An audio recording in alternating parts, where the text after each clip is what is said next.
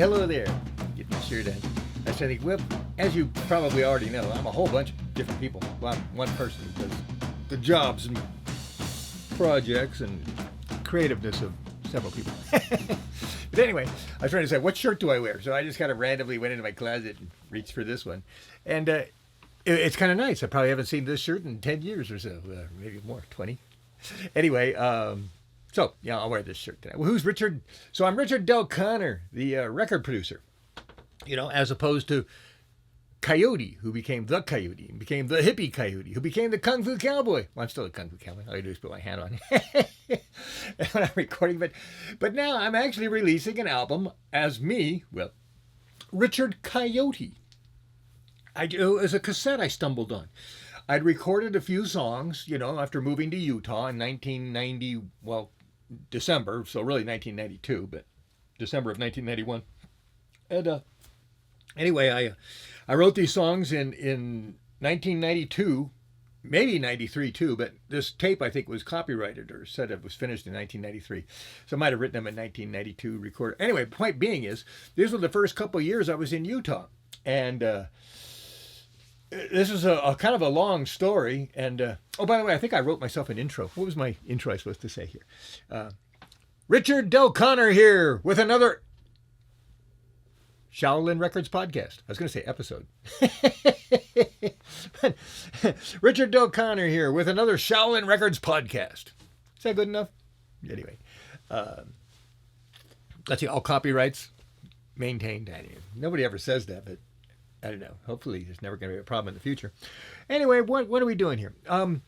I kind of sketched out a few things for this podcast, and like I was starting to say, this is really the reason I'm doing this podcast is I'm forcing myself to. And the way I'm forcing myself to is every time I release a single or release an album, I have to do a podcast. I'm forcing myself. So that doesn't put a time thing. It just means that I got to get it done before I can do something else. So I was actually supposed to have this record, the music video for this Richard Coyote release done on my birthday. But unfortunately, I was kind of backed up trying to get everything done in January and get all the music videos done for those songs and releases and all the YouTube stuff. And then I finally got to this song, and it turned out that this song was 8 songs. It's a cassette I found, and it was called Richard Coyote, Utah Phase 3. So in other words, I had written, I guess phase 1 was writing my first batch of songs, phase 2 is my second batch, and phase 3 is my third, but they all ended up being in the first 2 American Zen albums. Yeah. In fact, the last song on this album is on the Christ Killer album, the second of the American Zen albums. Okay. Now, oh, by the way, if you don't know, Christ Killer's about all the Christians who believe that killing Christ is a good deal. And if Christ appeared today, they would think it was a good thing to kill him, murder him, assassinate him, and then, I don't know, drink his blood or eat his flesh and all that stuff. But anyway, I've been really patient with Christians my whole life. And since I've been watching them really screw up and do evil, terrible things and even support somebody like Trump, they say that Christians should support Trump. So if Trump represents the Christians, then the Christians are evil. They're evil, deceptive, lying, cheating, dishonest, corrupt people. Okay, so I'm done being nice to the Christians. My own brothers and family and mother and dad won't even talk to me about religion or politics anymore in the last few years. Because, like, one of my brothers said, I've heard this a couple of times, but one of my brothers said it about a year ago. Because I was going to say something. And he goes, oh, I know what you think. You know, your liberal ideas. They think a liberal idea is a bad idea. They don't even know what it is. But the fact that you put a liberal tag on it makes it evil to these small-minded Christians. And that's nothing about my brother. He says he gets all his business from being a Christian. So it's all about the money. Oh, I just bought my camera. In fact, they kind of opened up a portal of light over here. Let's see if I can move my camera back. There we go. Okay. So anyway, where were we? I kicked it with my foot down here, the tripod. But let's see. Well, what was I going to say? I was going to take some notes. I got so many things to tell you. But anyway, this album just freaked me out. and because it's really these songs, but it was before I got my drum machine, and it's recorded 4-track. Oh yeah, so I was going to explain to me as a record producer, how did I record this album? Well, in this case, it's recorded on analog, it's recorded on tape, and it's recorded on cassette tape, so it's kind of thin. And I've recorded 8-track thin, and it sounded pretty good. Even the bass sounded pretty good, which totally shocked me, because there's a space between all 8 of those tracks too. So that's like, like 10 or 12 tracks, really, But anyway, the point being is that I went and got a 4-track. And I probably would have got the 8-track, but it was one of my students who was donating the money to me to get this. And she said, I can only afford the 4-track, because it was like a couple $100 more for the 8-track. And I was so poor, I couldn't make the difference. So I got the 4-track. And I started in 4-track. In 1974, I got my first record engineering job, which became a record producer and all kinds of stuff, working for over a year in this recording studio full time. And so the owner, he had a job. He was a teacher, so he would be gone. He'd take some of the night jobs, but other than that, I had the studio 24/7 for a year. So I recorded a whole bunch of stuff. Recorded my very first album. It was originally called Thrush, but now I'm calling it something else. I'm calling it Bonita. That was the name of the studio. But anyway, it was in the city of Bonita, and I lived there. Anyway, really cool story. I think I might have told it. I'm looking at my lighting. I'm using a new light over here, and it's giving me this, like, I don't know, this 60s Playboy look. It's like kind of this washed out pink. It's what it looks like to me. It's got this like 50s excessive pinkness. Like his, anyway, but but I've got it set to the same as I normally do. In fact, I don't know, do you want to learn about direct photography? I'm a director of photography, gaffer, and all kinds of stuff. I graduated UCLA as a cameraman, mostly, to be honest with you. I wanted to be a director, but I came out as a cameraman. But anyway, I've developed a brand new thing. I've got several new things. In this phone, I have, in my app, it's got a special thing where I can do the white balance, as we call it. We used to call it grayscale balance, but now we call it white balance. But anyway, because we used to use an 18% gray card, 18%, I think. Anyway, that gray card, everybody uses it. You maximize your exposure for that, and then that's considered to be like a medium ground for everything. So in other words, if you're like got really a lot of light, and then you look at that gray card and get it to where it's a proper exposure, then that means that probably all the other things are going to be proper exposure. Okay, so I have a kind of a neat thing where I can do that in this app here. But since I got my Nikon, it's a whole different ball game, because it doesn't have this particular little app to adjust my white balance. I mean, I think it's kind of cool. I think maybe it should. my super expensive camera. But anyway, the point being is, on my Nikon, I've developed a whole new system, which is why I'm getting to here. So what I do is I set my lights, all my lights. I got one here, one there, one there. Well, actually, I threw away 2 of them. 2 of them actually, the switches were going out, and I thought they might be a fire hazard, so I had to throw them away and replace them. So I've got 2 replacement lights that are slightly different. And so there's one over here, and then one back there you can't see behind the screen. And so I've got those 2 lights, this one, that one, and that's just for iOffice. This isn't even, anyway, so I can put more in here. In fact, I've got this other one here I was going to use as a side light, but this thing's so much in the front, I don't really know if I really need that side light. So I'm experimenting.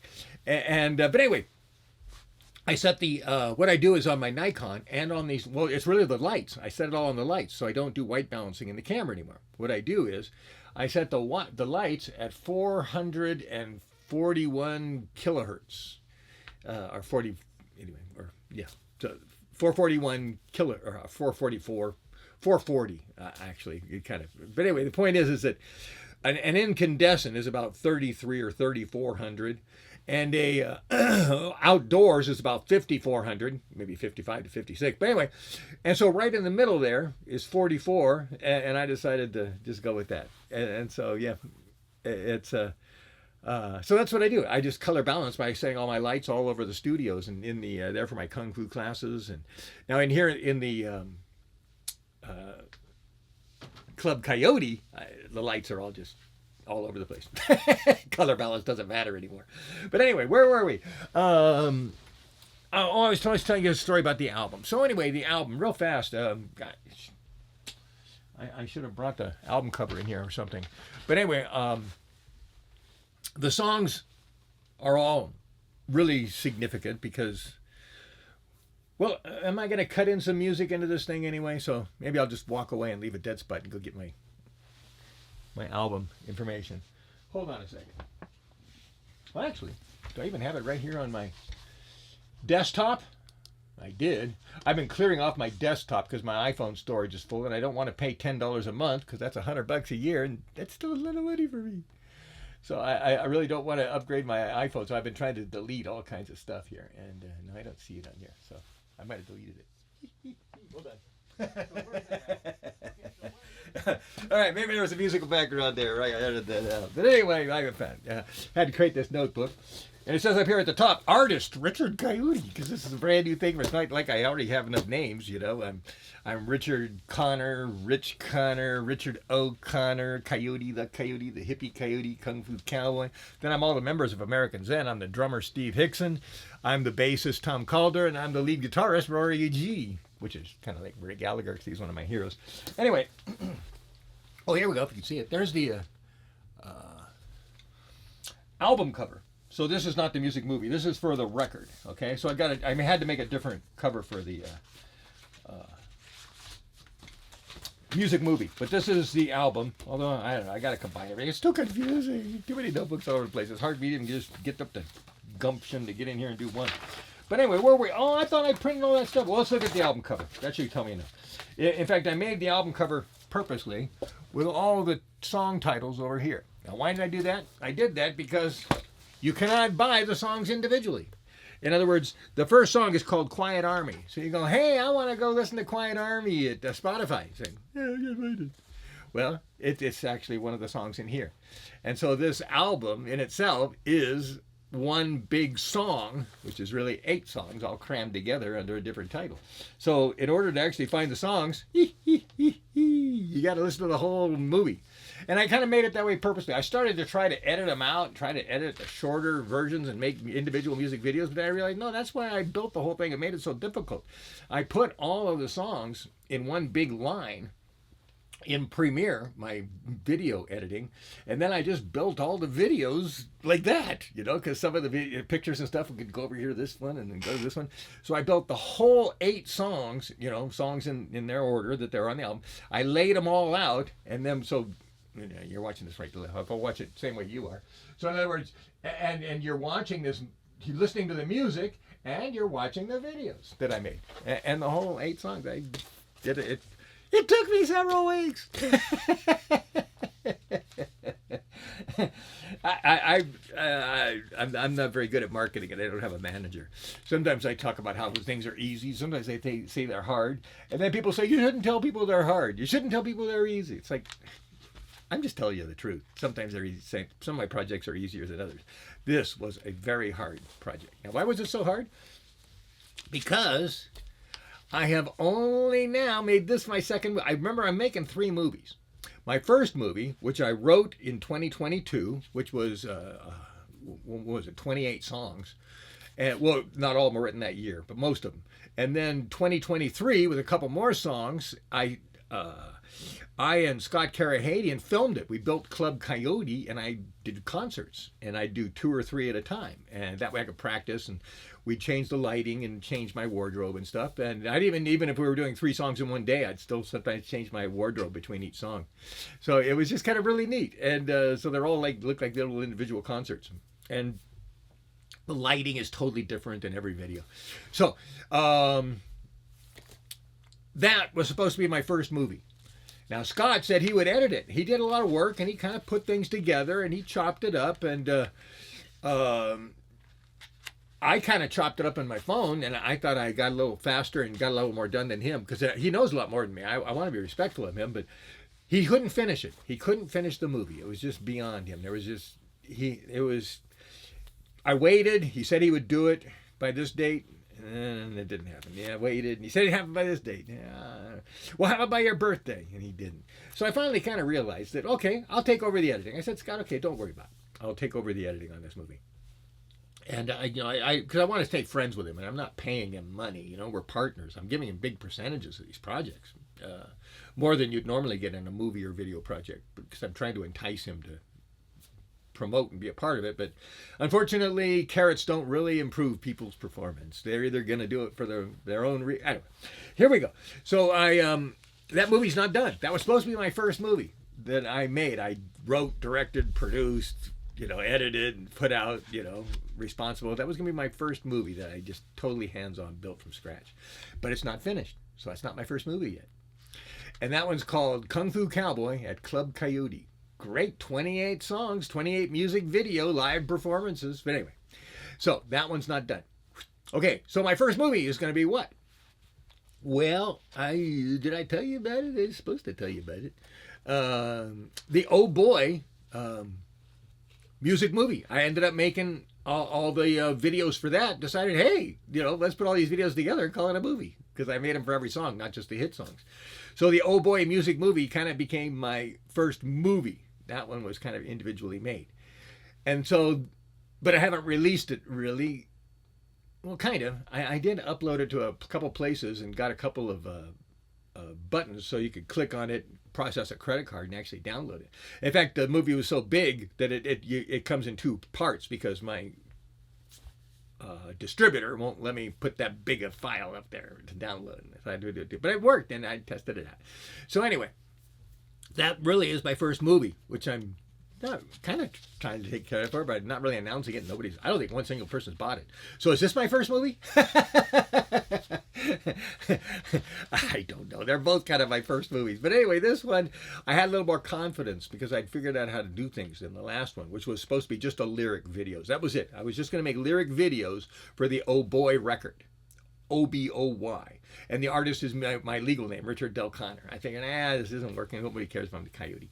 So anyway, I released it under my legal name, and as Richard Del Conner. And the name of the album's Oboy. Oboy. Okay, so it's out there. It's done. And I made the music movie. I got however many music videos there are. 17? Is it? Or hold on. Is that? Yeah, 17 music videos. 11 and 6. Yeah, I think so. It's 11 live concert songs that I made lyric videos for, and then maybe threw some pictures in there afterwards. But I'm getting to that. And then it's 6 songs that I recorded here in my studio. Welcome to my studio. Shaolin Records, Lancaster, California. Anyway, the point being is, this movie was done yesterday. So that's why I got to make this video so I can cross it off on my calendar. Otherwise, I wouldn't be doing this video. This podcast. So anyway, I know I should love you more. But hey, love me more and I'll love you more. It's got to go both ways. Nobody's loving me. I don't get any views. I've got videos of it up there for 10 years and have less than 20 views. So it's not like anybody really cares about me. Anyway, I got a feral cat. My feral cat loves me. So there's a little love coming back into my life, even without you. All right, but anyway. Okay, so let's get back to the story. How long is it? I don't know how long I've been recording. I can actually look. 18 minutes. All right, so I don't know. I don't have any time limits, do I? So what's the story here? The story was I'm making this video. Oh, the songs. Okay, the first song is called Quiet Army. Now, these songs may be in the order I wrote them. I'm not sure. We'll just presume that for right now. But they're all within that year period. So Quiet Army is about the Mormons. And the Mormons don't come to your house with guns, and they don't beat you up with sticks and chains and baseball bats. What they do is they ruin you financially. They take away your jobs. They maybe blackball you so you can't get hired. So they screw with you financially. And I got lots of stories about how they actually screwed with me and my ex-wife. What do I say wife? Because I'm talking in the past tense. She was my wife at the time. So, kind of confusing. She didn't like me calling her ex-wife when she was my ex-wife. And when she was my wife, she kind of ran off. So I didn't have that many years to really call her my wife. But anyway. Okay, so anyway, that was about the Mormons. Okay, so that's it in a nutshell. The next one. I Know. Now, do I tell the truth about this? I actually wrote it down for the first time, what the truth was about this song. Somewhere it's been written down. Do I tell you? No, I will. I'm not going to tell you. So let's see. Oh, I got a warning, a battery warning. So let's keep going here. Let's get this thing done here before I crap out. All right, so anyway, I Know. I'm not going to tell you what it's about. But it's a cool song. All right. Now, next song is Can't Hold Me Down. All right, and this one was kind of cute. I made it. Don't have a picture of my ex-wife. This is kind of a romantic rock opera, and I got lots of pictures of me. So I figured I'd make it about my daughter. I got like this many pictures of my daughter and about this many pictures of my ex-wife. So anyway, I decided to make this mostly. There's a couple of pictures of my ex-wife in here. You can find them, but I didn't have any to choose from. To be honest with you, there was only like 2 or 3 more I could have used. But I put a couple. She's in here in just a couple of spots. But anyway, I know it is. I'm not gonna tell you what it's about. There you go. Next one. But it's kind of romantic and it's kind of it's pretty song. Can't Hold Me Down. I think this should be like something you play at football games. It's get up and go. And so anyway, you can see how I used my daughter, and I used her baby pictures, and then her wrestling with my cat, and then her growing a little bit older. Now, if I was to do another podcast of the next album, then I'd have her doing kung fu with me and stuff. She became a champion. We used to perform swords together, all Chinese events and stuff. We were quite the team. But let me see. 500 South. That is the house I lived in Salt Lake City, Utah. It was on the street, 500 South. In other words, the temple is like 0, and then 100 South is the block below the temple, 200 there. So I'm 5 blocks below the main big, huge Pope Vatican temple of the world. And 5 streets, and then east of that, what was I about east? 8 streets? 8 streets each, so we're going to walk there anytime we want. It's short blocks. But anyway, kind of 500 South was it's a flute solo song. And it's a really pretty song. And I hope you like it. Well, you got to like it. If you don't like it, then get out of my life. I'm proud of that song. If you don't like that song, you don't like me. I Just Want to Be With You. Funny story on this song. When I was in the homeless shelter, I was sitting at a computer, and they have this computer things, and there were several hours a day you could go in there, at that homeless shelter. They took that privilege away, actually. So I was there, lucky to be there when it was there. And then they remodeled and put in all this fiber optics for all the people who worked there. But they weren't going to put them in, I guess, for the other people. So they just unplugged all the computers and said, we're going to upgrade our computers. But the homeless people, all they do, in fact, I heard this from the staff. They said, those homeless people, all they do is go on Facebook. So that's what they think of homeless people. The people who run the homeless shelter. Well, I can tell stories about that. But anyway, get my book. It's called Coyote Graveyard No-Ho. It's about 1 year in that. It's the poetry I wrote in that year I was there in the homeless shelter. Anyway, Land of Mediocrity. That was an interesting song that I kind of did. I evolved several times. I'm really happy with that because I was trying to figure out how to say that I gave up my record company, my music publishing company, my working in movies and special effects, even my Union Carpentry. I gave all those up and sacrificed them when I moved from Los Angeles to Salt Lake City, Utah. I couldn't work as a union carpenter. I really didn't want to work anyway. I told her that was the only reason I was going to have the kid is if I wouldn't have to have a day job. She'd do the day job thing and I'd work from home, build my record company. But when I moved to Salt Lake City, that kind of cooked my record company, and it cooked my publishing company, and it cooked all the work I was getting to making commercials and music videos and special effects for other people. So, and my photography career, I used to shoot bands and stuff and work for the newspapers. So I lost everything. So when you watch that video, you're going to see a lot of my files and things that basically I never realized I was throwing away. They're all still here. You can't see them. I got file cabinets all around here. And in the year 1990, I guess my daughter was born in 1991, so after that, 1992 we'll say, was the end of my entertainment career.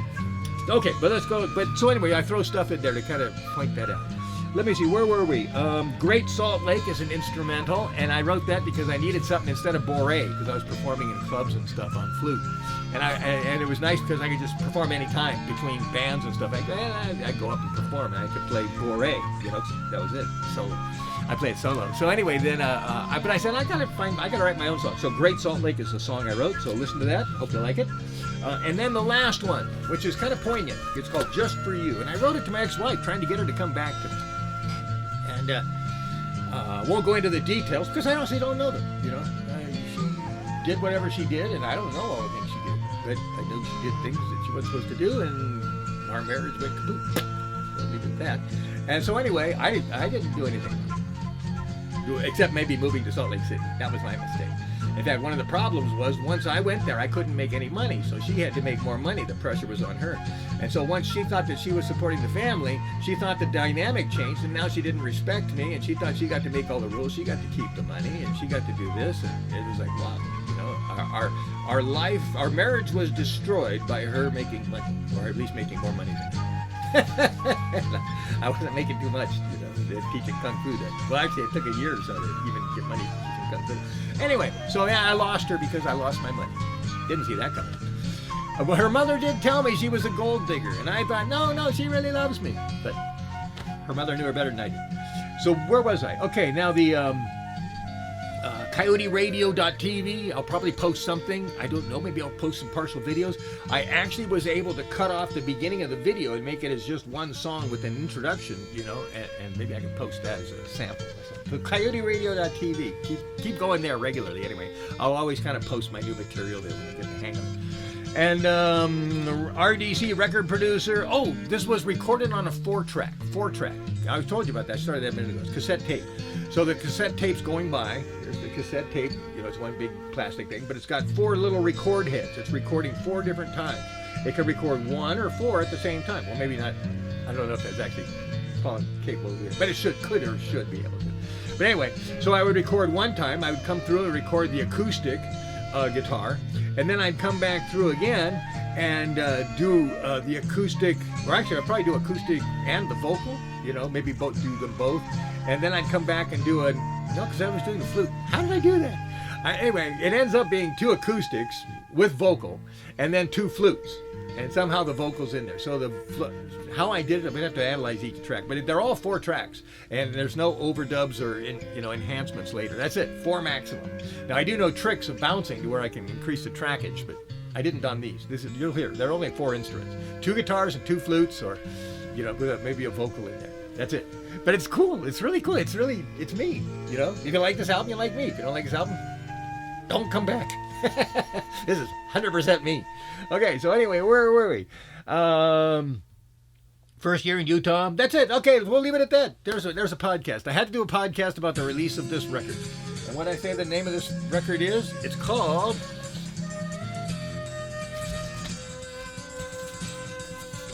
Richard Coyote. That's me.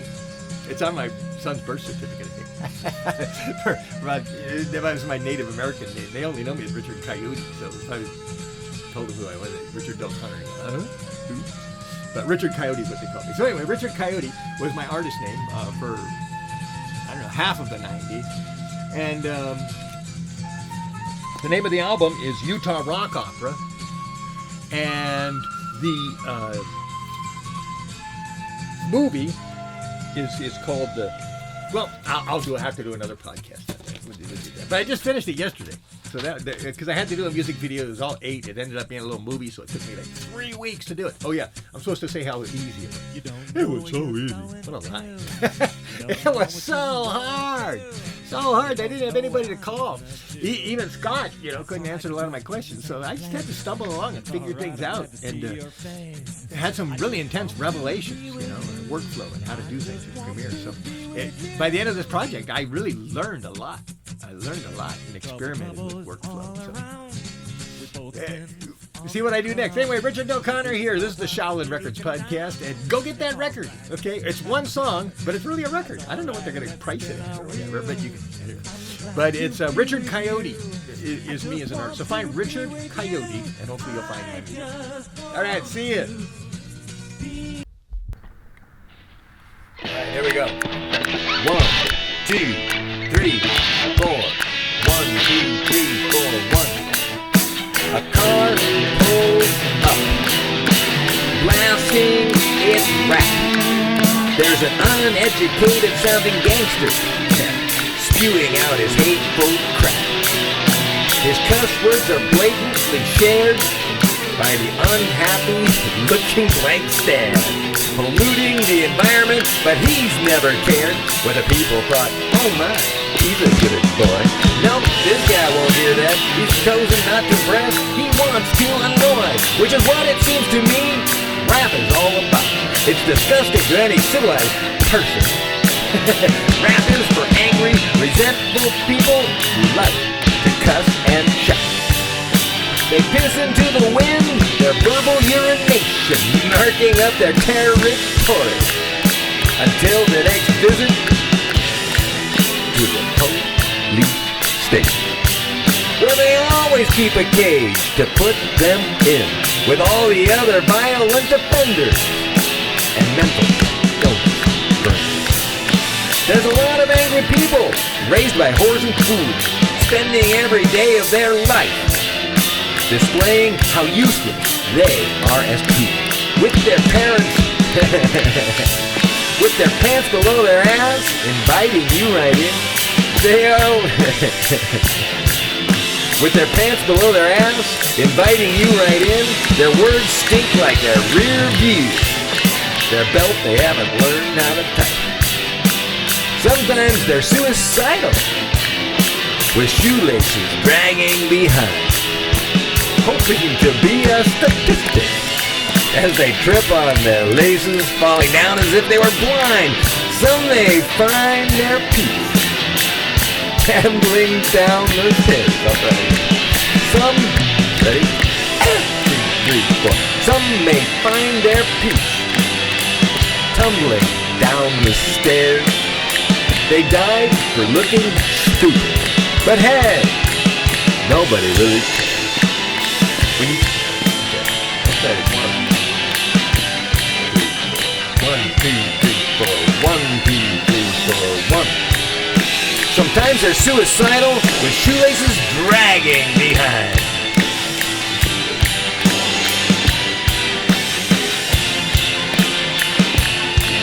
Four, 1, 2, 3, 4, 1. Sometimes they're suicidal with maces dragging behind, hoping to be a statistic as they. There's too many words there. Suicidal with shoelaces. Here we go. 1, 2, 3, 4, 1. Sometimes they're suicidal with shoelaces dragging behind, hoping to be a statistic as they trip on their laces, falling down as if they were blind. Some may find their peace tumbling down the stairs. They died for looking stupid, but hey, nobody really cares. When you've been an ugly pimple in a peaceful society, when you're gone, so long! Your loss is not even a pity. So join the yappy, barking dogs. You're destined for the pound. There are others kept in cages who'll be glad to have you hang around in the pound.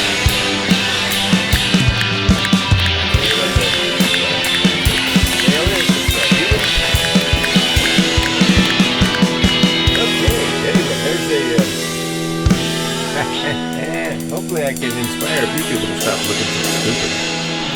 Gotta tell you, if you are smart, but you want to look like, you can't keep your pants up, I don't know, they just don't go together. I've never known a smart person who couldn't keep his pants up. That's, I guess, a good start.